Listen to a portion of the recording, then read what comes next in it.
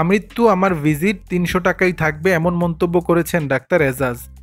নন্দিত কথাসাহিত্যিক হুমায়ূন আহমেদ ছিলেন একাধারে ঔপন্যাসিক, ছোট গল্পকার, নাট্যকার, গীতিকার, নাটক ও চলচ্চিত্র নির্মাতা। সাহিত্যের পাশাপাশি টিভি ও সিনেমা অঙ্গনেও তিনি রেখে গেছেন অমরত্বের ছাপ। তার হাত ধরেই তারকা খ্যাতি পেয়েছেন অনেক গুণী অভিনয়শিল্পী, যাদের মধ্যে অন্যতম ডাক্তার এজাজুল ইসলাম।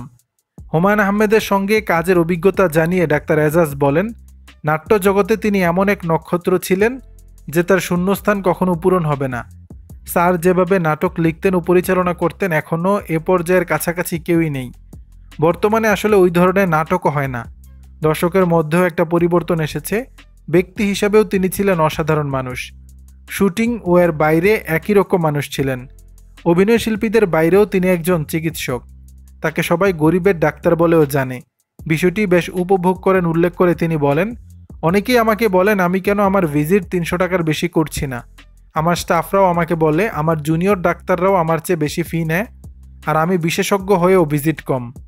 এতে মানুষ আমাকে সন্দেহ করবে, আমার মান সম্মান থাকবে না। কিন্তু আমি এসব নিয়ে চিন্তা করি না। আমৃত্যু আমার ভিজিট ৩০০ টাকাই থাকবে।